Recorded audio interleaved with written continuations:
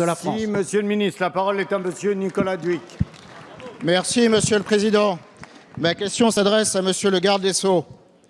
Monsieur le garde des Sceaux, devant des élèves de l'École nationale d'administration pénitentiaire, sans prévenir la préfète du département, sans prévenir le président du conseil général des sénateurs, sans prévenir le député de la circonscription, sans prévenir le président de la communauté de communes, sans prévenir les maires, vous avez annoncé la fermeture brutale de la centrale de Clairvaux.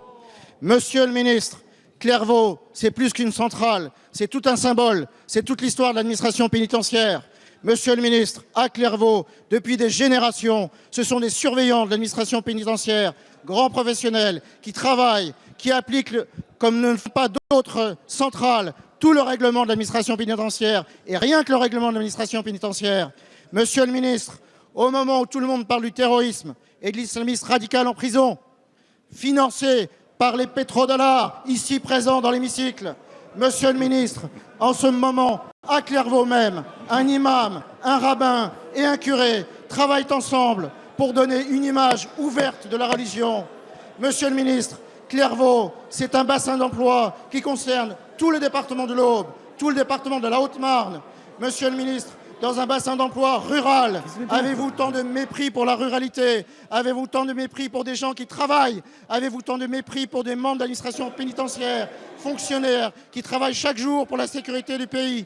Monsieur le ministre, la fermeture de Clairvaux, c'est un crime devant la nation, c'est une atteinte à la sécurité de la nation.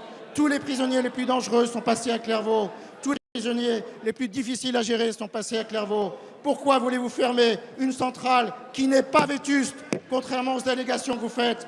Oui, il y a nécessité de reconstruire une prison à Lavaux, une maison d'arrêt. Mais de grâce, ne fermez pas la seule centrale de France qui fonctionne, car vous aurez devant vous tous les surveillants de l'administration pénitentiaire qui ont déjà suffisamment souffert. Merci. La parole est à Monsieur Jean-Jacques Urvoas, garde des Sceaux, ministre de la Justice.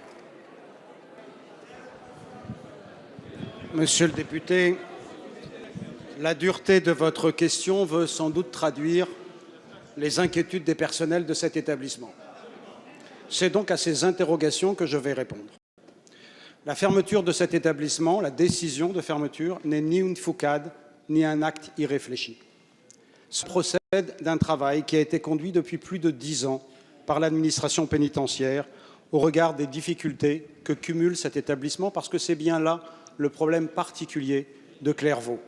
Ce n'est pas tant la place particulière qu'occupe cet établissement dans la mémoire pénitentiaire que chacun reconnaît, ni la qualité des personnels qui y servent, mais simplement le fait qu'à Clairvaux, nous accumulons les difficultés. C'est le cœur du problème.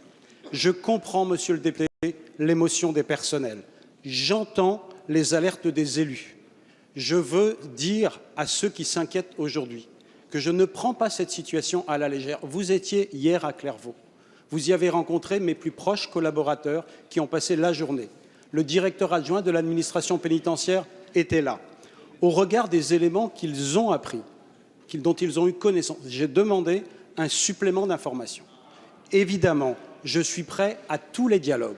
Je recevrai les organisations syndicales qui pourraient le demander. Mais permettez-moi simplement de vous poser une question. Pourquoi en sommes-nous arrivés là? Parce que ce bâtiment, dont vous connaissez l'histoire, n'a pas été entretenu pendant des décennies, que l'on n'a pas investi, que les conditions de travail des personnels se sont dégradées, que les conditions de détention ne sont pas acceptables. Et donc, c'est cette incurie qui me conduit aujourd'hui à agir. Merci, Monsieur le garde des Sceaux.